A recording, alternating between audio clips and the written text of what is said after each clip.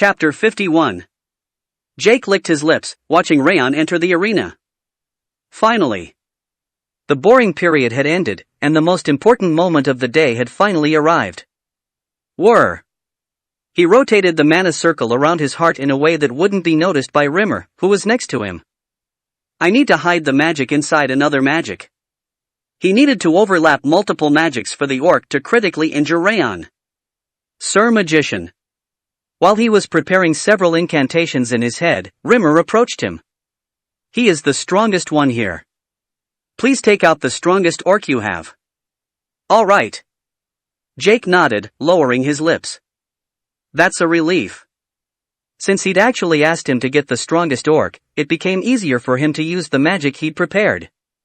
Holding back his laughter with difficulty, he chanted the spell. Summon monster. Jake lifted his hand and summoned the orc from the Dalan Mountains that he'd received from Karun. Thud. The ground trembled as the biggest orc so far burst from the magic circle. The teeth protruding from its mouth reached its earlobes, its inflated muscles were full of vitality, and its eyes were ferocious enough to eat humans alive. Grr. The trainees grew pale hearing the orc's roar. Oh, that orc looks pretty strong. Without realizing anything, Rimmer nodded in satisfaction. Then I'll strengthen it with magic. Ah, sure. Strength, endurance. While using spells to strengthen its physical abilities, he also engraved the berserker magic that he'd prepared in its body. Berserker magic could multiply the target's physical abilities by over 1.5 times the norm.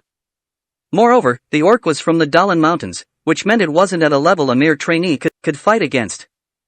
Considering its ferocity, it was at least going to cut off one of Raon's arms before the instructors could interfere. Jake extended his wrist to make the orc look like a human, then nodded. Please be ready for the match. After Raon nodded and started to warm up, Jake activated the berserker magic he'd engraved in the orc. Growling. As the berserker magic activated, its muscles swelled up and the magic circle that was confining it broke apart. Growling. Naturally, the orc pounced at Raon, who was closest to him, with a horrible shriek. Thump! The orc kicked off from the ground and dashed at him. It had an extremely murderous intent, and it was aiming to kill Raon in one fell swoop. I did it! Raon hadn't even unsheathed his sword yet. Overwhelmed by the orc's murderous intent, he was certainly going to lose an arm, at least. Jake was exhilarated as he watched the orc strike down at Raon. Rage. A red line, no, golden after taking on the evening glow, cut through the dim space. Gore. The orc's body stiffened, and its head fell to the ground. What? What happened? It was an orc from Dalan Mountains, and a berserker spell that multiplied all its abilities by 1.5 times had been cast on it. And Raon cut down such a monster in a single strike. There was no hesitation, fear, or naivety in his action. It was a perfect strike, as if he was already an accomplished swordsman. Despite the situation, he even thought it was beautiful. Over the orc's collapsing body, he met Raon Zieghart's eyes. His heart dropped, facing the two burning red eyes. Ugh! He unconsciously fell back and grabbed his neck. He couldn't breathe because of the young trainee's pressure. It felt like his lungs had disappeared from his body. Monster! He started to back away while on his knees. Just as he was about to piss his pants, the frightening murderous intent finally abated. Ah! Although the murderous intent had stopped, the fear still remained. As Jake was trembling, Rimmer came up next to him.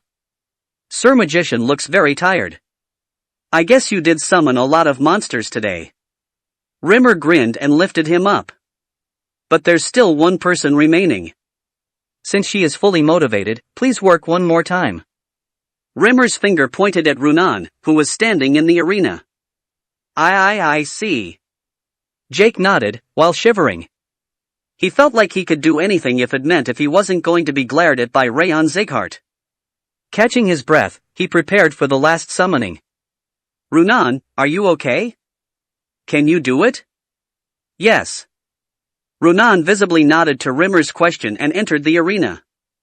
The floor was soaked with blood, but her eyes weren't trembling anymore. Her purple eyes were looking straight ahead, with no sign of fear. Please make your preparations. You understood.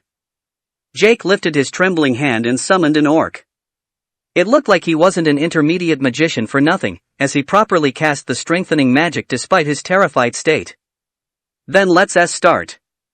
After using the hallucination to make the orc look like a human, he released the magic circle that was restraining the orc.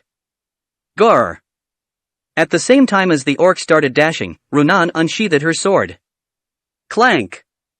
Along with a thin blue pressure, the air was filled with a silver haze. Growling. The skin-freezing frost spread around, but it couldn't stop the orc. It pounced at her while covered in frost. Raon pouted a little and used her footwork. Moving as if she was gliding left and right, she dodged the orc's axe. Kia! The orc didn't step back despite its frozen skin. It kept swinging its axe, determined to kill her at the cost of its own life. Unable to find an opportunity to swing her sword, Raon kept dodging the axe. In the meantime, the frost spreading from her continued and the orc was already half frozen. Tisk! Raon clicked his tongue, watching Raon spread frost while stepping back, as if she was running away. Is it still not solved? Raon didn't manage to swing her sword once after entering the arena. She was just freezing the orc while running away. She's too kind. The reason she was brainwashed by Syria was simple. Because she was kind. Because she learned about death at an early age, she was afraid of blood, unable to injure the orc. She was completely different from the Raon in his previous life, who would kill anyone in order to survive. Because of her cold appearance and gaze, Raon was easily misunderstood as haughty. However, her personality was actually the complete opposite. Her sword tells it all. The reason she didn't include coldness in her blade during the spar and spread frost in the air instead was in order to suppress the opponent without hurting them. Raon was the most gentle and kind person in the 5th training ground. And Syria had been using such a kind child by chaining her heart. Raon. Now that he thought about it, the reason Raon approached him first in the gymnasium wasn't to copy his training method, but probably because she felt pity for him, who was always alone. Lady Raon. Just cut it down. Raon. The instructors and trainees shouted Raon's name, but she just kept running around while blocking the orc's attacks without being able to turn on the offense. Ugh. Raon's movement slowed down, probably because she used too much aura from spreading the frost. On the other hand, the orc kept swinging its axe with a more ferocious gaze, despite most of its body being frozen. Ha! Raon licked his lips and stood up. She couldn't just freeze the orc to death like that. She needed to put an end to it in order to be released from Syria's brainwashing. Raon, who hadn't reacted to anyone, turned her head for the first time. It's fine. As he smiled, telling her that everything would be fine, the trembling in Raon's gaze stopped. The purple eyes shone in a dark silver glow, like a snowfield that nobody stepped on. Raon could feel the darkness in her eyes scatter like dust. Key. The moment the orc struck down its axe at Raon's immobile head, a silvery trajectory burst into the air. Crack! The blade, shining in silver, split the head of the axe in half and pierced through the orc's heart. Gwa! The orc's eyes, filled with insanity, faded away like a candlelight as it fell onto its back. Spurt! Warm blood gushed from the orc's heart, which wasn't frozen yet. Although Raon's hand was soaked in the orc's blood, her expression remained calm. She turned around to look at Raon. She nodded, as if she was asking him how it was, so he nodded her back. She got out. Indeed. Raon snickered. There was no fear in Raon's expression anymore. Instead, she was displaying a refreshing smile. Although she was going to need a bit more time, Syria's darkness was clearly removed.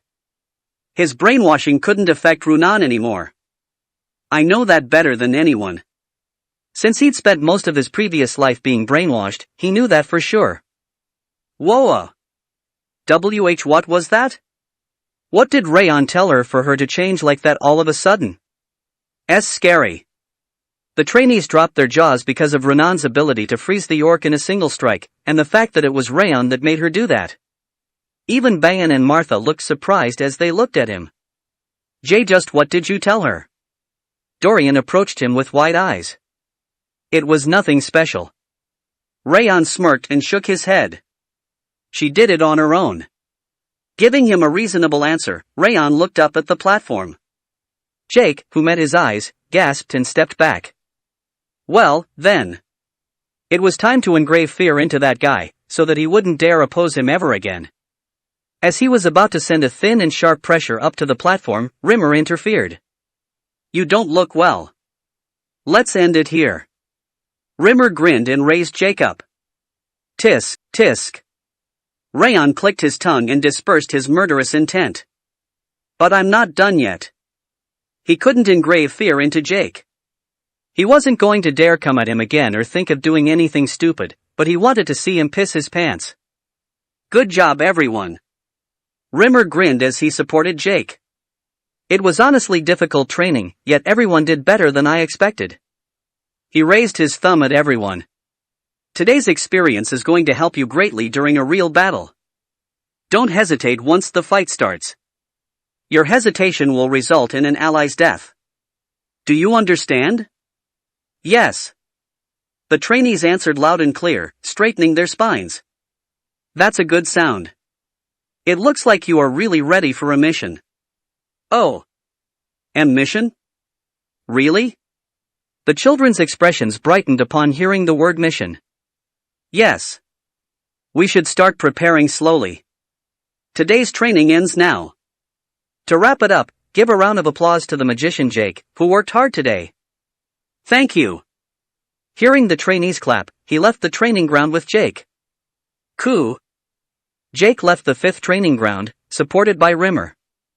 He wanted to move on his own, but his strength left his limbs because of the shock from Raon's murderous intent. You must have overworked yourself. Rimmer gently supported him, as if he didn't know anything, and brought him to the magic tower. Ha! He came back to his senses a little bit after enjoying the cool breeze for a while. I am fine now. I'll go on my own from here. Jake stopped around the 3rd training ground, where the combat unit trained.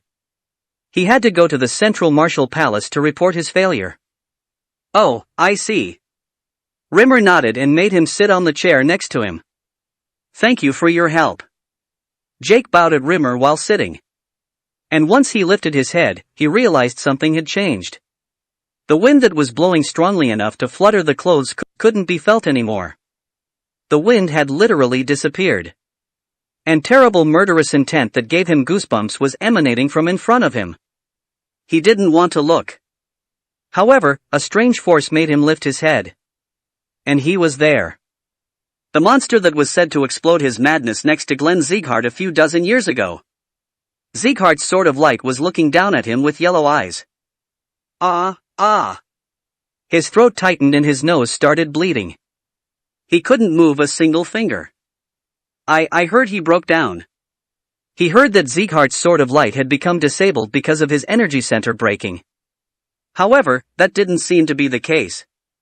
The monster might have gotten weaker, but it didn't disappear. Go and tell him. His teeth clattered at Rimmer's cold voice. The Lord's son or whatnot. Tell him that if you touch my students, then I'll cut your head off. Although there was no wind at all, the blood gushed out of his chin and the skin on his arm was cracked. The murderous intent was single-handedly slicing his body. Arg! The man knew everything. Despite knowing everything, he was just watching how far he went. He felt like his heart had stopped. The fear made him unable to do anything. Bang! A dark green wind burst out from the ground Rimmer was standing on. Huff! Jake closed his eyes, facing the powerful wind, and thought it was over. However, he felt no pain. When he opened his eyes to the wind blowing once again, Rimmer was nowhere to be seen. However, the murderous intent he'd left behind remained in the air. Eek! The teacher and the student are both monsters, fucking monsters. Jake knelt with liquid flowing from his eyes, nose, and mouth. His eyes kept shivering like an insane person. Wah! Despite Raon's regret, fear was deeply engraved in Jake's soul. Chapter 52. Runan was fidgeting while watching Raon, who was cleaning up the training ground. It was difficult. Despite hearing Raon's advice, she couldn't attack the orc easily. Her hand wouldn't move, despite knowing that it was a monster, not a human. I thought I was going to throw up. Each time she stepped on the blood beneath her feet she felt nauseous, and her limbs trembled as if she was looking at her brother. Unable to attack it directly, all she could do was to keep emitting frost, despite its high aura consumption. She knew people were shouting and yelling, but she couldn't hear any of that. Her vision was gradually filled with darkness. As her vision went dark on top of her hearing, she didn't know what to do, and remaining standing was all she could manage. It was at that moment that she heard him. Runan. Raon's clear voice pierced through the darkness filling her surroundings. Even though the orc was running at her, she turned to look at Raon. The moment she met Raon's smiling eyes, her turbulent emotions and senses calmed, as if nothing had happened from the beginning. Hearing him say it was okay made the darkness filling her vision completely dissipate. The memory of her older brother that was filling her head also became blurry. Yes, it was all right. When she murmured that, her heavy arms started to move freely. The moment the orc was about to strike down with its axe, she thrust the compressed energy. She could hear the head of the axe being cut apart and the orc's heart bursting, but she wasn't afraid anymore. The blood gushed out from the orc and covered her hand. It was just like Raon had said. Nothing was happening despite touching the blood. Clank! The moment she realized that, she could hear the sound of the thick chains coiling her entire body shattering. Her brother's face, reflected on the blood and shadows, also disappeared completely. It felt like the dark world was once again filled with light. Dismantle the arena's floor and move it to the right warehouse. Be careful since we gotta use it again next time. Ah, where did that bastard instructor go without cleaning up? She raised her head at Ban's voice in front of her. He was ordering the collaterals to clear up the training ground. He's changed. She'd met Ban often since childhood. He'd always been selfish and arrogant, so she'd never cared about him. And yet, there was no trace of arrogance left in him anymore. And the one who had achieved the change wasn't Ban himself, but Raon. He'd become such a proper swordsman after his defeat against Raon. The same goes for me. Thanks to meeting Raon, she could open her locked mind and build relationships with others. Every day was fun, and today was the peak of that change. Thanks to Raon's advice and reassurance that everything would be okay, she couldn't hear her brother's voice anymore, nor see his shadow. She felt free, as if something engraved in her head had been removed. Runan nodded, looking at Raon. I should tell him thank you, that I'm really grateful. It was time to express her gratitude, just like her mother had told her. Inside the central martial palace sunk into darkness, Jake, wearing a robe torn to pieces, knelt. I have failed. With a trembling voice, he lowered his head. You failed? Did Rimmer interfere? Karun frowned, and looked down upon Jake, who was on his knees. And no. Jake didn't look normal. His eyes were cloudy, as if he were out of himself, and he was drooling as he was unable to put any strength in his chin. Then how did you even fail? Our Raon Zieghart killed the orc in a single strike, although berserker magic and all kinds of strengthening magics were used on it. Be careful about what you say. Are you expecting me to believe that? Karun growled like a beast. It's true. The flame ignited from his sword and cut through the orc's neck like nothing. Flame? Yes.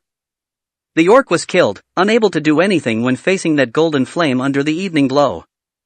Moreover, thinking that he needed to do anything in order to survive this situation, Jake told him everything that he saw on the 5th training ground. Rimmer was already aware of our objective. Upon seeing me off, he threatened to kill me if I dared to touch the trainees again. Since Karun seemed interested, he even told him about the warning from Rimmer. I knew it was because of him. Karun snorted and smirked. I guess a diamond on a dunghill is still a diamond. When he last met Rimmer, the balance between his body and mind was broken. Since he was a self-centered and lazy guy, he thought he wasn't going to realize his dirty trick. Apparently, he wasn't that bad. Is it going to be okay? Rimmer even mentioned the palace master's name. It doesn't matter, since anything that Bug does will be pointless. Karun shook his head. Maybe he could have done something in the past, but Rimmer as he was at the moment was like a weed that couldn't do anything. Go back. I'll call you again later. You understood. Excuse me. Jake left the room after bowing his head repeatedly. If he cut through the orc and its weapon in a single strike, it wouldn't be strange to assume that he's acquired an advanced cultivation technique. The spy's information did mention that he produced an extremely powerful wave of mana. By spy, do you mean the one in the annex building? Yes. That's pretty decent. All the information she's brought so far was correct. Karun closed his eyes and answered. Increase her support a little bit and tell her to also investigate Rimmer's actions. And? Looking at the door where Jake left, Karun drew a line on his neck with his finger. Take care of him. He is too quick-witted to shut his mouth, and he's already been swallowed by Rimmer's murderous intent. Yes. The butler nodded and disappeared from the spot like smoke. Raon, Zighart and Rimmer. They were like dust that didn't need any attention considering his position, but somehow, they kept bothering him. I'd better deal with them at once.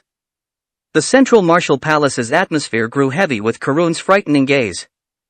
Martha leaned her back against a tree located at the training ground's outskirts. At the end of her gaze, Raon was cleaning up the training ground. Tisk. She clicked her tongue and frowned. She couldn't understand, no matter how hard she thought about it. What the hell is he? How could he swing his sword without any hesitation? She'd clenched her fist. Learning that today's training was about killing a monster, and one that looked like a human on top of that. She thought she could finally do better than Raon Zighart. As expected, Bayan and other trainees couldn't properly swing their swords at the monster. They only managed to kill it after receiving help from instructor Rimmer. However, Martha was different. The moment the monster showed an opening, she thrust her sword into the monster's neck without any hesitation. It was natural that she was different from the others. Because I've already done it before. Before she came to the Zighart. When she infiltrated the white blood religion alone in order to find her mother, she had stabbed her sword into the believers. Since she had that experience, it wasn't difficult for her to strike her sword at the monster, despite it looking like a human. But how did he? Raon was different from her. He was born inside a safe wall, and he was safely raised because of his bad constitution. He was a sheltered young master. A guy who grew up sheltered had sliced an orc's throat, despite it looking like a human, without any hesitation. Moreover, he did it faster and stronger than her.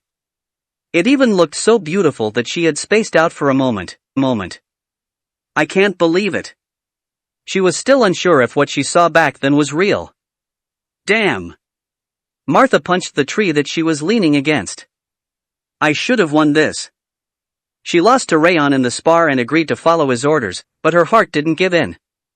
She kept training with everything she had in order to make him kneel one day. The thought of having lost again in something she should have won for sure made her grind her teeth. However, a small wave reverberated in her mind in the midst of all that. It was the feeling of identity, a feeling that Raon might be similar to her.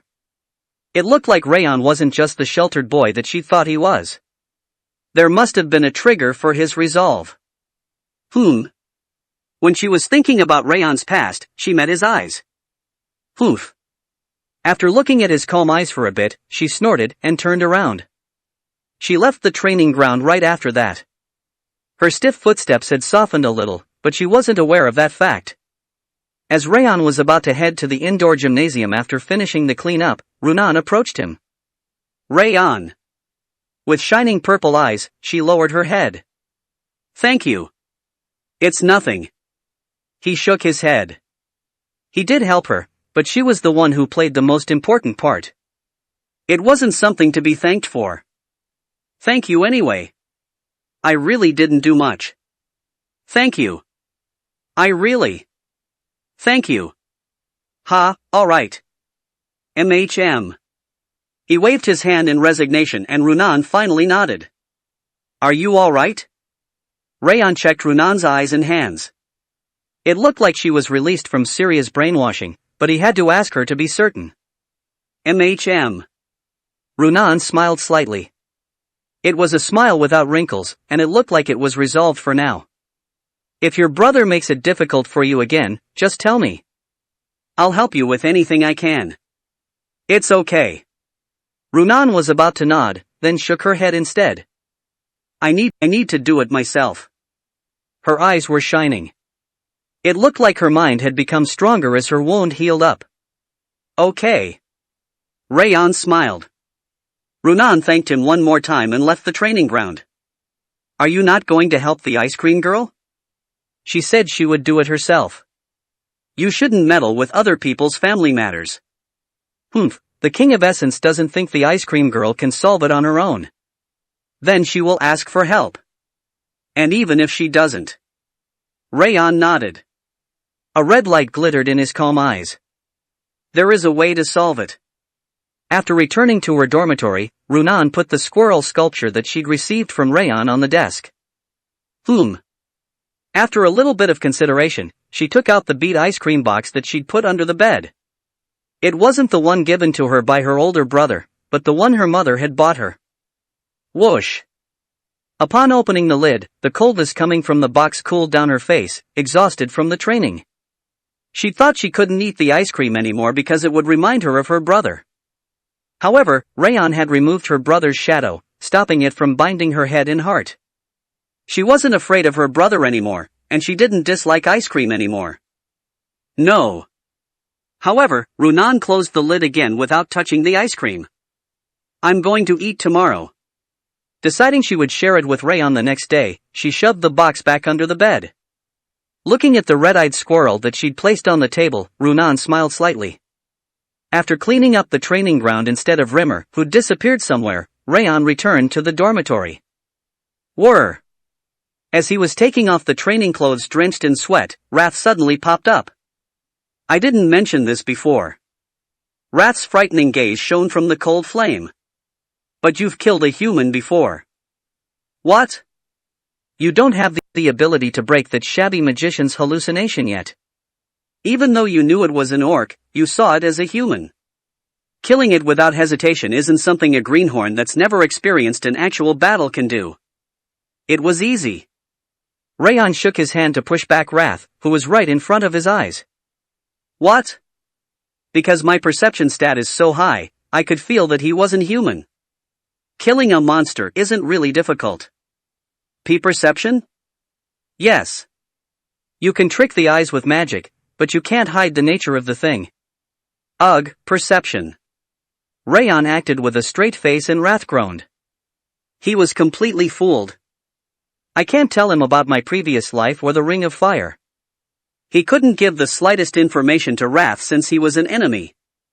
Even so, how can you not hesitate to kill? Just what are you? How can you have such willpower at that age? Wrath murmured that it was impossible. It seemed he was more surprised at the strong willpower he was born with, rather than his might growing at an unreasonable speed. Why do you want to know? Ugh, I really don't like anything about you. I'm not trying to gain your favor here. Raon flicked his finger at Wrath. It gets cold whenever you speak, so shut your mouth and give me my reward already. You cheated. I didn't know you were so tough. I'm not the one who first suggested the bet, you did. You are being a loser again, despite being a king. Loser. Wrath's voice trembled. It looked like it was the first time being called a loser in his life. Is this the third victory in a row? I guess a monarch of Devilldom isn't a big deal. Shut up. If the King of Essence could use the main body's power. And the main body again, when are you even getting it back? And this bet has nothing to do with your main body's power. Ugh. Wrath's blue coldness wavered strongly, and the sound of him foaming in his mouth could be heard. It looked like he went out of his mind from the shock of losing and being ridiculed. This is a fraud for sure. Fraud. As he was about to struggle for the last time, messages appeared in front of Raon. You've won the bet against Wrath. All stats have increased by 2. You've achieved the third victory against Wrath. Additional stats increased due to the consecutive victories. Strength has increased by 1. Agility has increased by 1. Energy has increased by 1. Ha! Raon smirked. He could feel the exhilaration of his muscle wavering from the strength and agility increasing at once. 3 times to a mere human. Murmuring that it was impossible, Wrath breathed out coldness as if he wanted to freeze the message. There's still more. Ugh. Pushing the irritated Wrath aside, Raon waited for the next message. One of Wrath's traits is being created as the second reward for the bet. The trait has been decided. The trait Bleeding Curse has been created. Chapter 53. Bleeding Curse, 1 star. Upon inflicting bleed on the enemy after a critical strike, there's a 10% chance to decrease the opponent's physical abilities. Oh! Raon exclaimed upon reading the explanation of the trait. The 10% chance could have been better, but the trait had the potential of being extremely useful. You are really the giving tree, giving out stats and traits. Thank you. His strength, agility, and energy increased in addition to all his stats increasing by 2. It was almost an increase of 3 to all his stats, and he even got a new trait. Wrath wasn't lacking in any way, earning the nickname Giving Tree. It's not a great trait. That's one of the worst abilities that the King of Essence has. It depends on who uses it. Raon smiled. Wrath's weapon was coldness, but Raon's weapon was a sword, and he was good at surprise attacks. Using his previous life's techniques and experience, he could fully benefit from the Bleeding Curse. It's perfect. Raon turned around and stood up. Putting his outer garments back on, he opened the dormitory's door. What? I'm going to train for a bit. Again? I need to check out the changes in my body and get used to them. You are making the King of Essence unable to sleep. Sleep later. You should be stir-fried to death in lava. Since Raon was happy, Wrath's curses sounded like music to him. He ran towards the training ground while humming. 2 months later. Daybreak, the training grounds. Raon arrived at the training ground before anyone else and started practicing swordsmanship. Soon after, Bian and Martha arrived almost at the same time. Tisk. Does he even sleep? Bian clicked his tongue and grabbed his sword, and Martha started to warm herself up after frowning. Yawn. Runan, who was sleepy in the morning, came out late and yawned like a baby sparrow. It looked like she was completely freed from serious darkness, as her eyes had gotten brighter than before. They were still blank, though. The trainees that came up later also prepared to practice while chatting. As such, another day was about to begin. Bam! The training ground's door burst open, and Rimmer entered. Instructor, the door shouldn't be kicked open. It's fine because it's mine. Rimmer waved his hand at the frowning Bayan and went on the platform with light steps. Since you are in the middle of your training, just open your ears and listen. After clapping his hands to attract attention, he told them to keep training. It was an impossible task for the young trainees. How do I do that? We aren't experts. Just tell us already. The trainees waved their hands, telling him to continue. But Raon was properly listening to Rimmer's voice while focusing on his swordsmanship. Then I'll tell you. You've got a mission. Eek. Mission. Mission? The trainee's eyes shone like stars upon hearing the word mission. Not just the collaterals, Bayan and Martha's mouths were wide open as well. Of course, Raon just kept swinging his sword and Runan was casually yawning next to him. Yes. It's your first mission. What? It's a mission. Is it finally time for a real battle? Huff, huff. There were various reactions from the trainees. Some shouted in anticipation, some clenched their fists, and some started panting in excitement. Of course, you aren't the only ones going on the mission. Since we can't leave the children alone, the instructors, including me, will tag along. The trainees nodded.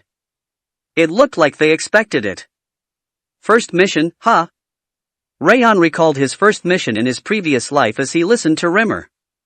Was I 8 years old?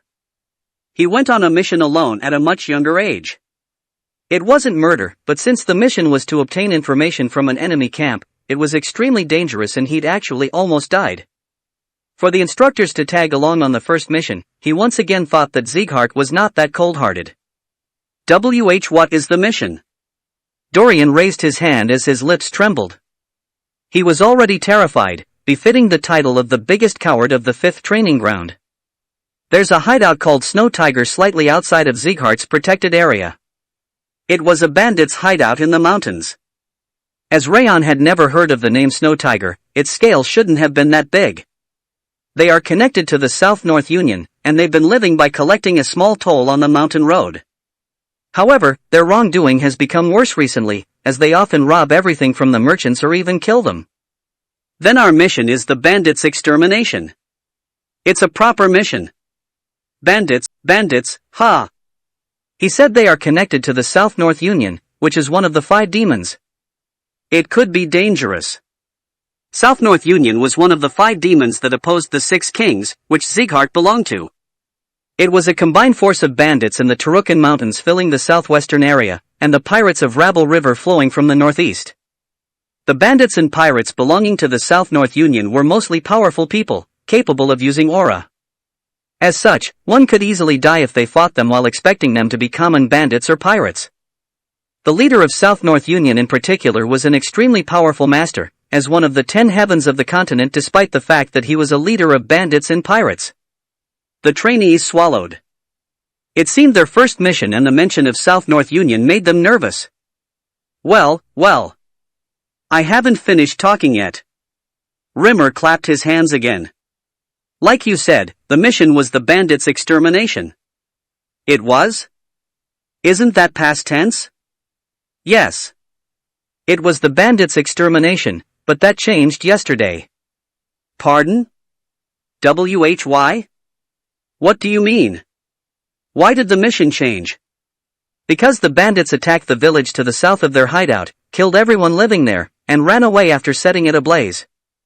The trainees closed their mouths at Rimmer's unusually cold voice. Our mission isn't the bandits' extermination, but to track and annihilate the bandits. The trainees swallowed, looking into Rimmer's somber eyes. When are we departing? Baen raised his hand. This evening.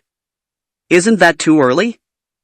Like I said, we don't have much time since we are going to track down the bandits that ran away, instead of attacking a hideout that won't move. There's no such thing as early or late in house missions. Once you get a mission, you need to obey. You are right. I'm sorry. Baen uncharacteristically acknowledged his mistake and lowered his head. You are mostly used to training swords, but you can't use those during a mission. As Rimmer signaled with a glance, the instructors brought 5 swords each. They are the real swords that were supplied during the fight against the orcs. The weight and the shape of the blade are all identical to the training sword you've been using. Use these swords from now on. A real sword. I am a bit nervous. What are you nervous about? This is something you must do. The trainees received the real swords one by one. Although they differed in degree, their hands were all trembling. Raon, this is your sword. Thank you. Raon raised both his hands to accept the real sword. Even though he said its weight was the same as the training sword, it felt slightly heavier. Rimmer smiled slightly and went on the platform again. Sieghart's crest isn't engraved on them, but they are the real swords provided by the house. It means that you are being acknowledged as Sieghart's swordsman, albeit temporary. Sieghart's swordsman. Acknowledged, huh? The trainee swallowed, looking at the real swords. Even if it's temporary, you are still Sieghart's swordsman. Make sure to prepare yourselves so that you won't be ashamed, no matter what happens. Rimmer told them to return and prepare to leave, then gather again before dinner. What do we need to prepare? Baen followed him and asked. Think about it yourself. Not just the mission, but the preparation also contributes to your growth and experience.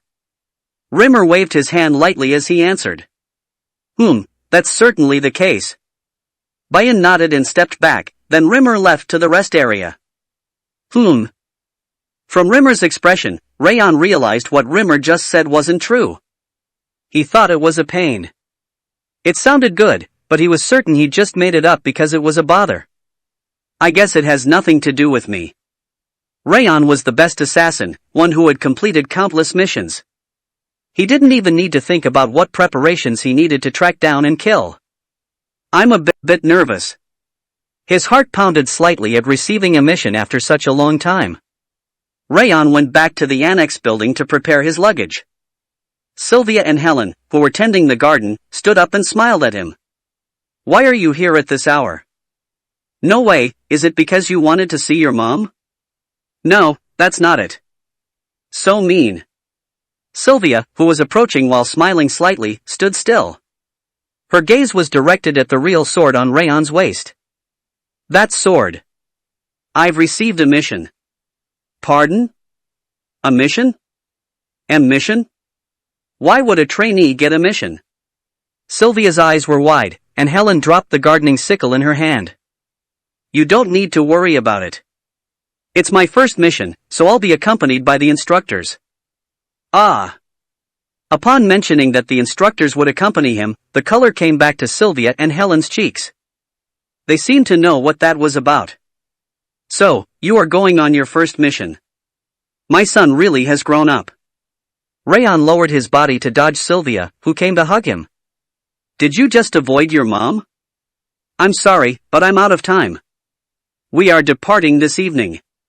Raon shook his head. He was mostly embarrassed, but he also needed time to prepare. "Are you really leaving so early? What kind of mission is it?" "Tracking criminals." "What kind of criminals?" "Thieves." In order to avoid worrying Sylvia and Helen, he said they were thieves instead of bandits. "You must be careful, even if they are thieves. As the saying goes, even a fly has its anger." "All right. It might take some time since it's a tracking mission." "That's right, we will need to prepare some food."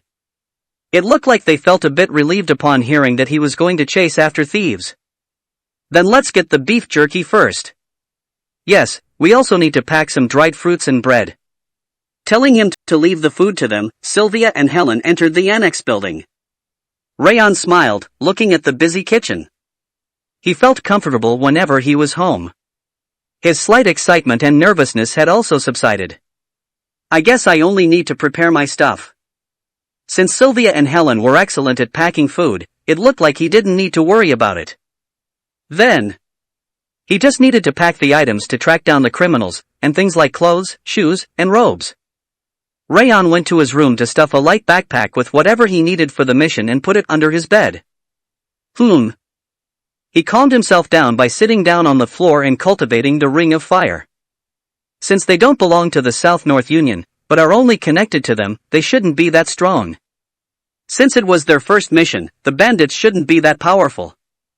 Since official roads should already be blocked, we will end up fighting the bandits hiding in the mountains. The bandits' center of activity was the mountain.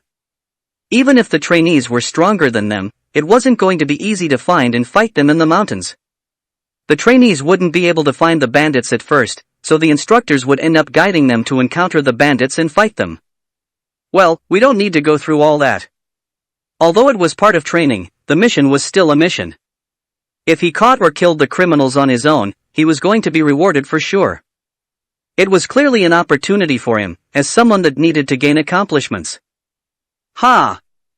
Breathing out the dirty air after cleansing with the ring of fire, Raon opened his eyes. Let's do it. That evening, because of Sylvia, who kept hugging him and wouldn't let him go, he went to the training ground later than he'd planned. The other trainees were there first, and most of them were as stiff as wooden dolls. Bonin was murmuring something, looking at the sky with clenched fists. Raon tried discerning it. He was saying that he was going to distinguish himself during the mission, but his voice cracked. Martha was sitting on a chair at the opposite side. She was sitting with her legs crossed, glaring at any trainee who passed by. Judging from her rougher behavior than usual, she also seemed to be nervous. On the other hand, Raon was just staring blankly at her ice cream box. It looked like she was barely holding herself back from eating it. If you aren't going to eat it right now, wouldn't it be better to put it in your bag?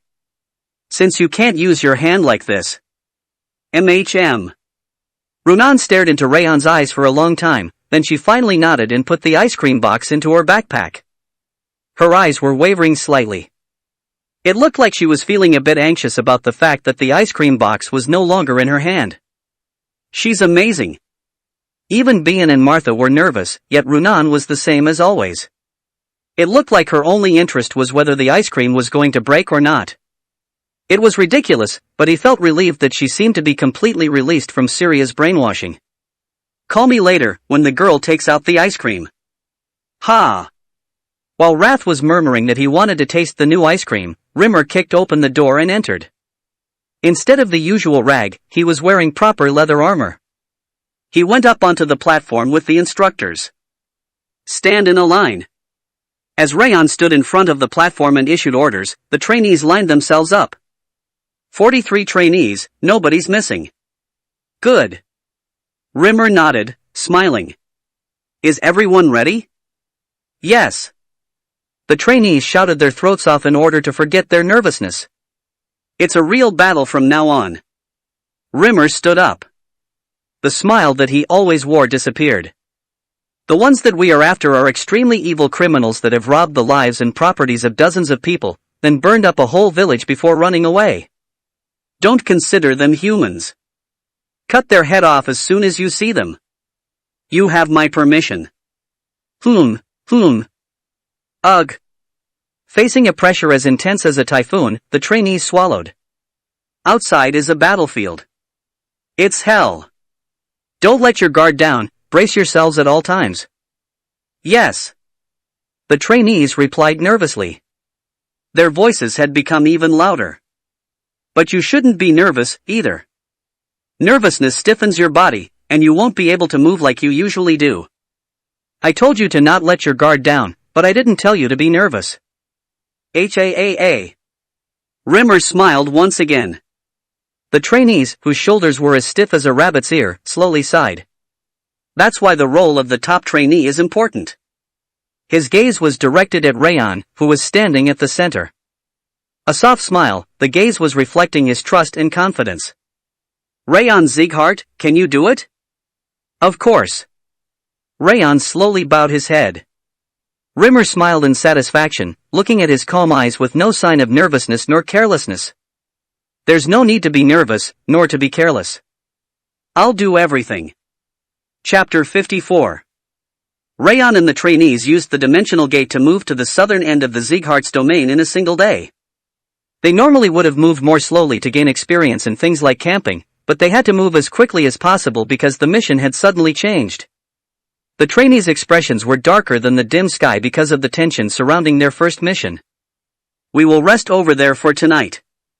Rimmer pointed at the village that they could see at the foot of the hill. It was a small village, but it looked friendly, with gray smoke rising from the roofs. Since the village was part of Zieghart's domain, the burning sword emblem was engraved at the entrance. Instructor, shouldn't we keep moving instead of resting? Bian approached Rimmer and asked. Look at yourselves. You've exhausted most of your stamina from crossing the dimensional gate. Do you think you can track them like that? Bian looked back and groaned. Although the dimensional gate allowed for long-distance travel in a short period of time, it also cost a large amount of stamina and willpower. Since it was the first time most of the trainees had used the dimensional gate, they were even more tired. Tonight is your last rest. Don't worry too much, as we will be tracking them from daybreak tomorrow without any rest or sleep. But there might be other casualties if we end up being late. Although they might be small, the Snow Tiger Bandits have connections with the South-North Union. Stop thinking that you will win against them just because you are stronger. If you encounter them while tired, you might end up losing instead. Rimmer glared coldly at the trainees. Remember what I told you. Don't be careless or nervous. You aren't following either of the two. Brace yourselves again as you rest tonight. Yes.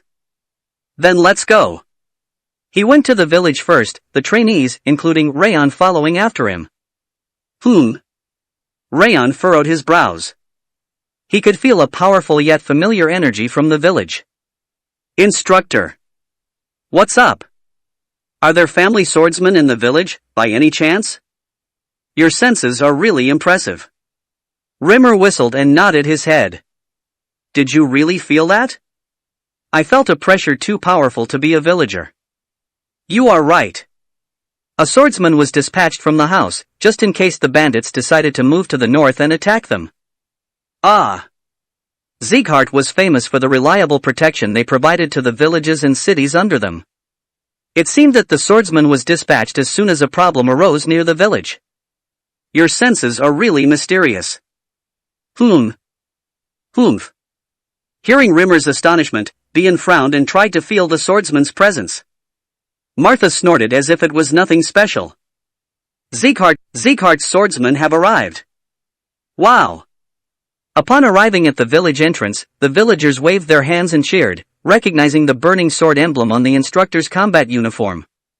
Open the gate. Without any verification, the village gate opened. That was how much the name of Sieghart meant to them. And the same thing happened at Robert's. When he acted under Robert's emblem in his previous life, people in the south had reacted in a similar way. Ha! Raon buried his desire for revenge, reignited in his heart for the first time in a long time, and entered the village. The sweet smell of dinner being prepared covered the place. Welcome, Sieghart's swords. I am Jarten village's chief, Kamen. An old man with gray hair walked up to them with the help of a stick and bowed his head. Rimmer greeted him with a smiling face and turned around. He said he will guide you to your lodging. Today is the last day you will be able to rest comfortably. Gather before sunrise, make sure to be on time. I still have a lot of stamina. I'll check the terrain around here in the meantime. Bian raised his hand, eyes shining. That's the spirit. It will make things easier if you check the way beforehand. But do you know the geography around here? Rimmer abruptly looked down on Bian. F from the map. This village is surrounded by forests and mountains. Even if you saw the map, you will still get confused once you're there. And what if bandits ambushed you in that state? Your head will be sent flying before you can even fight back. Rimmer smiled, tapping on Bian's head. I know how you feel, but your impatience will become their opportunity. Like I've said, they can't get away from this area, so calm down. You understood. Bian and the collaterals awkwardly lowered their heads.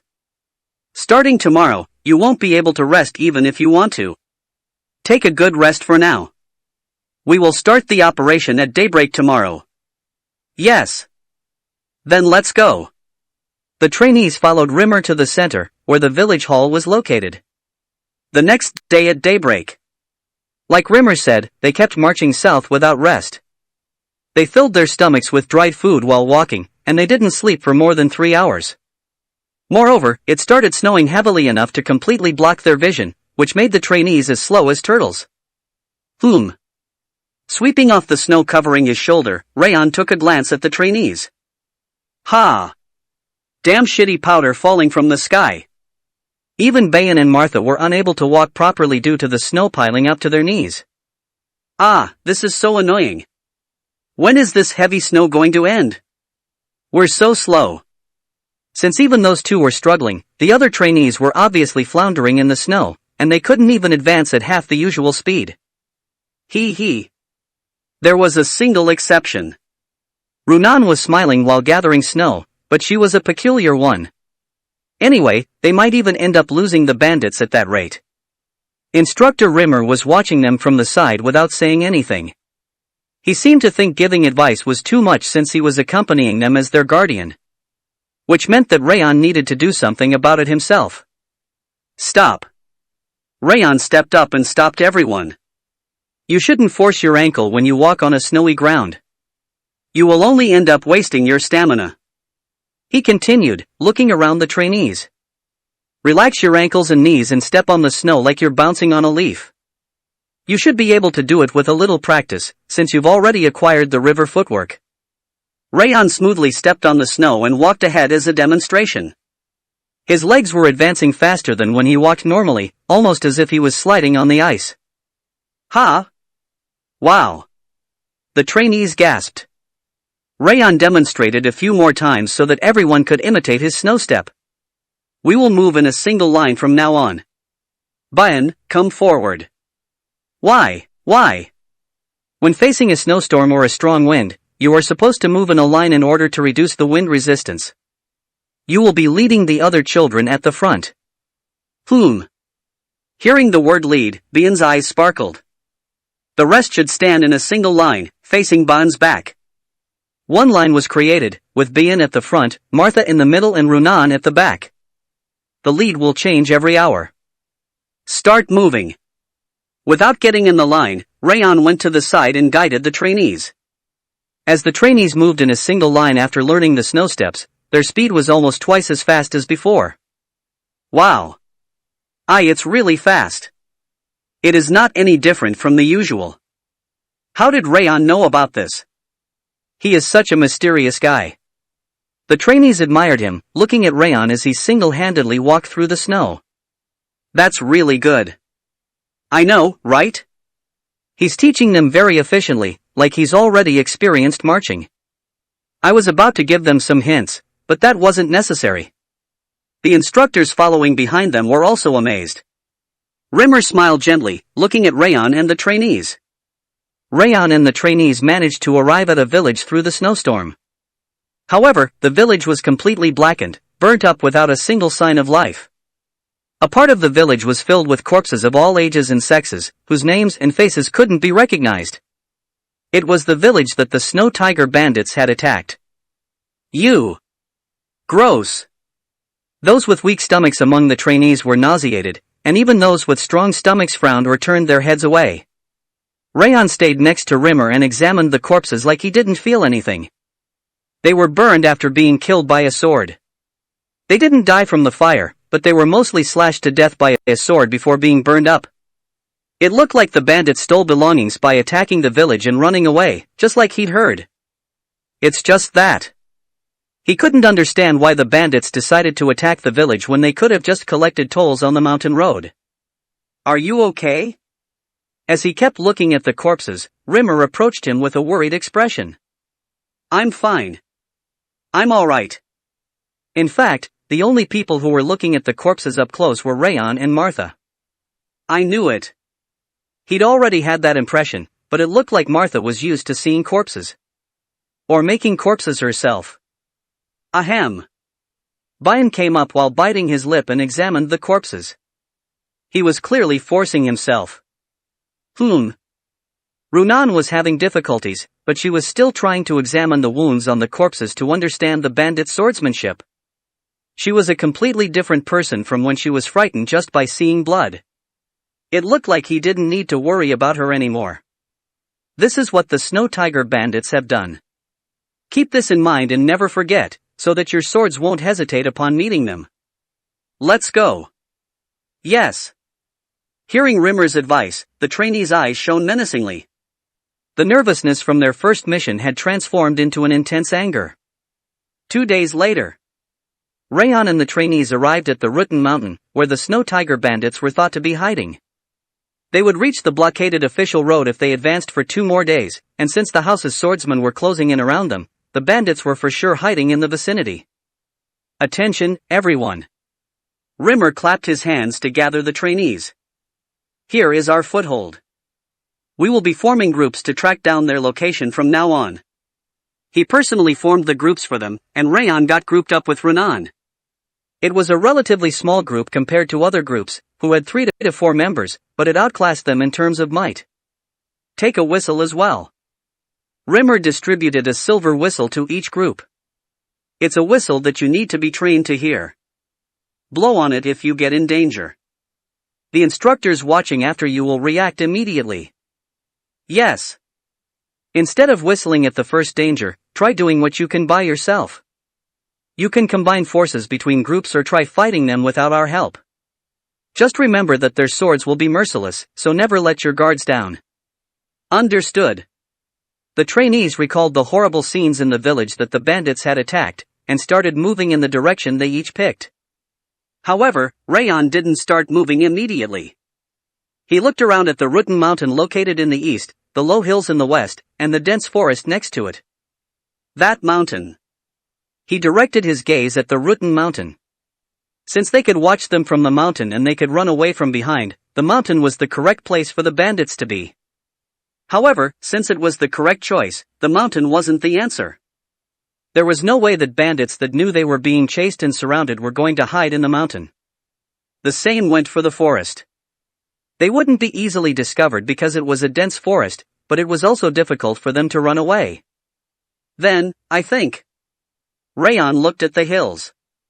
They were too visible, but there could be other terrains within.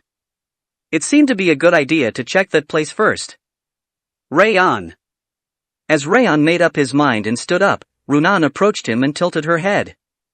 She seemed to be wondering why they weren't moving. Raon had wondered why he was put in the same group as her, but it seemed Rimmer wanted him to take care of the soft-hearted Runan. Let's go this way. Raon started climbing the hills along with Runan. I knew it. It was as expected. Though the hills looked empty at first, there was a forest that couldn't be seen from the outside. It wasn't dense, but it looked pretty deep. He lowered his gaze and examined the entrance to the forest. Apparently, the forest was full of animals. The numerous small footprints of animals made it difficult to find traces of humans. However, that would have been the case with a normal hunter or tracker, but Raon was different. In order to become the best assassin, being skilled in murder wasn't enough. Tracking skills, perception, and information gathering all needed to reach the highest level to become the best assassin. Without giving up, Raon looked for the bandits' tracks while advancing slowly in the forest. Even though they were specialized in mountains and forests, they still must have left some traces, since they were humans. I found it. Raon's eyes flared red. It wasn't on the ground. There was a very small sign that a human had passed by on a shoulder-high bush. Hold your breath and follow me. Raon lowered his body after hearing Runan's answer. Guessing the bandit's location from the sign, he slowly moved his legs. Stop. Raon extended his hand to the back. Why? There is a trap. There was an invisible thread trap right in front of them. Passing through it would have resulted in their legs being cut, giving the people inside a signal. I can't let that happen. Raon removed the trap in a way it wouldn't signal them and kept moving forward. How did you even see that? Wrath exclaimed. I really don't understand what kind of human you are. Even though the King of Essence has lived for a long time, it's still incomprehensible. I was lucky. It was reflecting in the sunlight. Oomph, what a joke. Wrath snorted, telling him he didn't believe him. Raon told him to think whatever he wanted and went deeper into the forest. There were more traces of the bandits. While examining the ground to find their exact location, he found a strange sign. It was an inappropriately small footprint. It looked like a child's footprint. Is it a child from that village? It looked like they kidnapped children from the village in order to use them as hostages. What a bunch of evil bastards. He breathed out to calm his boiling anger. Runan. Your footsteps shouldn't make any sound from now on. Walk like me. He taught Runan how to walk without making any sound.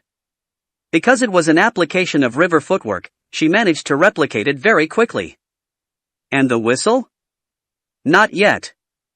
It would have been a different story if there weren't hostages, but since children were involved, he needed to avoid the instructors making sounds as they came towards them at the sound of the whistle. Discovering the location of the children and bandits before whistling was the correct thing to do. Blow the whistle as soon as I give the signal. Okay. Runan nodded, holding the whistle tightly. Let's go. Raon lowered his body while pointing ahead. We are almost there. After crouching through the forest for about 10 minutes, they found frequent traces of the bandits. They didn't even try to hide it around here. They avoided leaving traces as much as they could at the hills and forest's entrance, and there were traps in the middle, but that place was different. It seemed as if they believed they wouldn't be found out, since the traces were scattered around everywhere.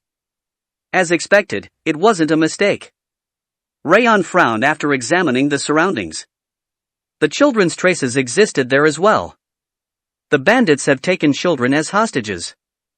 Hostages? Yes. Let's grasp the situation first before deciding whether we should blow the whistle or act by ourselves. Runan nodded immediately. It looked like she'd believe him no matter what he said. Let's go, then.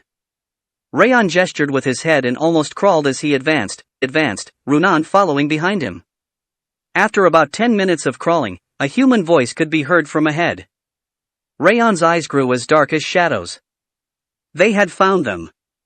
Chapter 55. Raon crawled towards the direction the voice came from and raised his head. 2 bandits were standing guard over the bushes that were blocking his vision like a wall. They seemed to be joking around and giggling. Their skills are pretty bad. They were rather developed physically, but he couldn't feel any aura from them. They were low-class warriors that couldn't use mana. He looked over them to see what was behind. A big bandit was sitting on the other side of the 2 chattering bandits, and a child was tied to a tree. Only wearing a thin clothing, the child's face and hands had turned red. Hi. The child groaned, unable to withstand the cold, and the bandit next to him tapped his cheek. The touch was enough to make the child tremble and shrink away. TSK. Raon frowned and clicked his tongue. Just as he'd expected on the way, the bandit was holding the child hostage.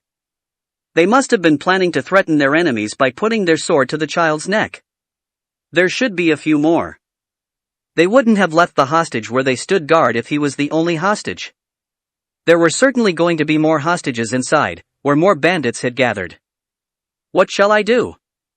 If he tried to inform everyone and move together, the bandits would certainly realize something was going on. It could be a better idea to save the hostages and assassinate the bandits now, since they hadn't been discovered yet. And I can't leave him like that. The child's lips were completely blue. He could end up dying from the cold if left alone. Raon turned his head. Runan's eyes were shivering, not knowing what to do after seeing the hostage. It will be all right. Raon whispered, creating an energy barrier to avoid sound from going out. I have a way to solve this. A way? But you have to help me. MHM. Runan nodded, like she would do anything. On my signal, stand up to show yourself, then block sound using mana. Can you do it? MHM. Without asking the reason or the method, Runan simply nodded. I'll take care of the rest. The 2 of us can save that child. I got it.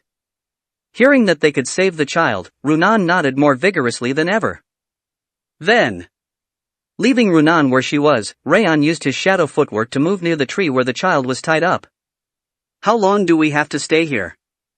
They said the crazy bastards at Sieghart have already dispatched swordsmen. The roads are all blocked, apparently. Shit, are we all going to die? Since the boss said he called people from the South North Union, our guide will arrive soon if we wait. Without realizing someone was listening to them, the bandits blabbered about their circumstances. Shut up. The bandit sitting next to a tree reproached them, and the bandits standing watch closed their mouths. That guy is a bit different.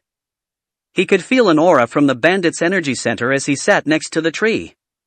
He was only around the beginner level with the sword, though. In a single step, Raon arrived next to the big bandit.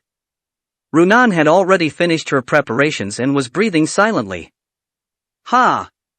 Controlling his breath, Raon bent his knees. In a posture that would allow him to start moving at any time, he raised his finger to create a small fire. Rustle! Runan, at his signal, stood up from the bush. What is it? Who's there? When the bandit tried to grab the child, just in case, Raon was already standing behind him. PSHK. He cut the bandit's throat as he drew his sword. Kook. Unable to grab the child or draw his sword, the bandit's head was split away from his body. Before the blood gushed from the bandit's headless body, Raon kicked off from the ground. What? Of the 2 bandits, the one on the right turned around first. Raon turned his ankle to change directions. He dashed to the right and swung his sword. Wham! Right after stabbing the bandit in the heart, he spun his sword to aim at the last bandit's throat. What? The last bandit swallowed, looking at the sword touching his neck. I'll kill you if you move or make a sound. Kook. The bandit swallowed and shut his mouth. It seemed he wasn't completely stupid. Runan, release the child. Raon nodded energetically and went to the child. Answer my questions. I'll pull out your bones one by one each time you refuse. Raon bent the bandit's arm and slammed him down on the ground. I understand. The bandit kept nodding without any hesitation, terrified by Raon, who'd killed his allies. You are the Snow Tiger bandits, correct? That's right. How many are you? We are 39. Where are the rest? They are in the forest over there. The bandit pointed towards the deeper part of the forest with his chin. Certainly. He could feel multiple presences moving deep inside the forest. Since they were at such a location, they weren't trying to hide their presence. When is your guard shift over? In about 3 hours. And the hostages? There's one more in there. I see. Raon nodded. As he'd expected, they had a hostage where they kept guard because they had another one. If there are 36 of them together, I can't use the same strategy. Assassinating them was an easy task, but rescuing the hostages when 36 people were watching was rather difficult. Raon? Raon came to him after dressing the child in a robe. The child's face was clean, it looked like she'd cleaned his face with a handkerchief. And Mr. Swordsman, my little sister is in there. The child knelt in front of Raon and rammed his head against the ground. Despite his lips still bleeding from the cold, he didn't stop pleading. Please save my little sister. Don't worry. Raon gently patted the child's head. Raon will resolve everything for you. Raon, you shouldn't say something like that rashly. But you are going to do it. Oof. Raon cleared his throat. Raon's eyes were clear, showing complete trust in him. Facing such a heavy trust, Raon's throat felt dry. Killing the bandits is one thing, but I think it'd be better to call more people if we want to rescue the hostage safely. Since there are 36 bandits, including their boss, it could be dangerous. Shall I use the whistle, then? Yes. Raon stood while still holding the child's hand. She stepped back and blew the whistle that she'd got from Rimmer. Despite blowing it so hard that her face turned red, no sound came out. It definitely can't be heard.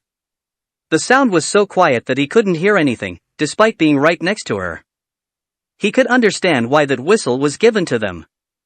It's an inaudible whistle. Wake up everyone. The pursuers are here. As soon as she finished blowing the whistle, a husky voice could be heard from the forest. What is this? Raon swallowed. That reaction was certainly from hearing the whistle. I didn't expect there to be someone so sensitive. He didn't think they would be able to hear the whistle from so far away when even Raon himself had difficulty hearing it. Realizing that he'd messed up, cold sweat ran down his back. Raon, hide over there with the child. Raon pointed at the bush to the west.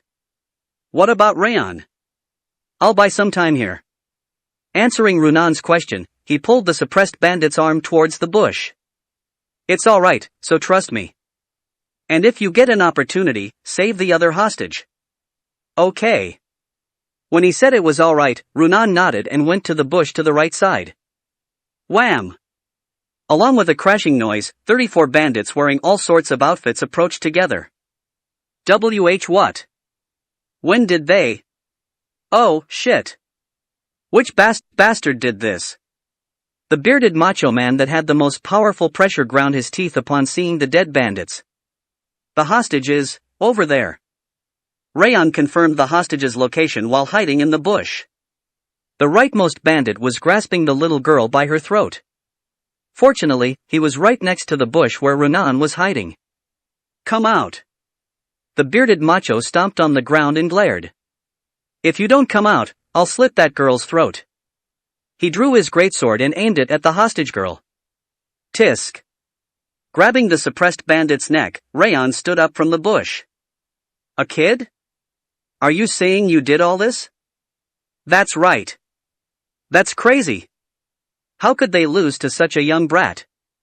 You underboss. The bandit Raon was holding called him underboss. It seemed the macho man was the second in command of the bandits, who'd also heard the whistle. Who did you call with the inaudible whistle? He was even aware of the name of the whistle that Rimmer gave him. It looked like he used to be an instructor somewhere. Why does it matter who I called? You must want to die at a young age. The underboss growled like a beast. I want to exchange hostages, Raon said, while placing his sword between the underboss and the bandit.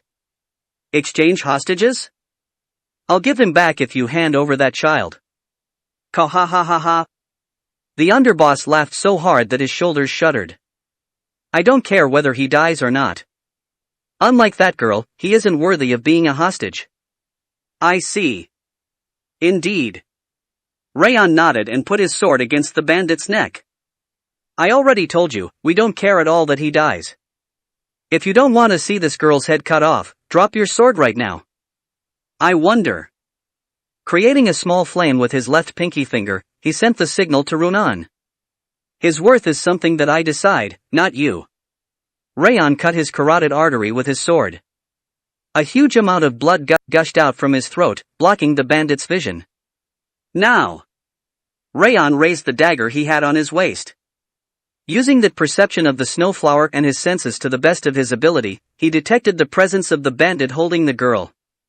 He threw the dagger at the bandit, filling it with energy from the 10,000 flames cultivation. Whack! When the blood gushing towards the sky finally calmed, they could see the bandit collapsing with a dagger stuck on his forehead. Fuck! Damn it! Stop him! When the underboss and the bandit started moving towards the girl that had been set free, Runan stood up. Silver frost was imbued in her unsheathed sword. Soft frost. As she swung her sword, frost appeared under the bandits running towards her. Who is she? Ice? It's an attributed aura. The bandits couldn't move carelessly, and their legs stopped. A moment's hesitation was all he needed. Thud. Raon kicked off from the ground and sprung towards the girl. Stop. A bandit in his path struck down his sword. Thud. Raon deflected it by hitting the side of the sword with his hand, then cut the bandit's throat. He looked like he was riding the wind, just like Rimmer. You bastard. The underboss slammed down his greatsword to block his path. Raon turned his ankle to stand in front of the girl and thrust his sword. Whack! A thin sword and a huge greatsword collided, but the greatsword was the one that was pushed back. Coo! The underboss stepped back while gritting his teeth. I got her. In the meantime, Runan appeared next to him and held the girl in her arms. Saran! Be brother! The children hugged each other and started crying. It's okay now. Runan withdrew, holding the children. Her lips were into a small, unusual smile. She's pretty good. Raon glanced at the back and smirked. Runan acted exactly the way he wanted, as if she could read his mind. She was pretty quick-witted, despite how she looked. You damn brats. Do you know who I am? The underboss swung his greatsword while gritting his teeth. The bandits behind him also drew their swords, spreading murderous intent. I don't care about the name of someone who's going to die soon. The red flame of the 10,000 flames cultivation flared up on Raon's sword. Come at me.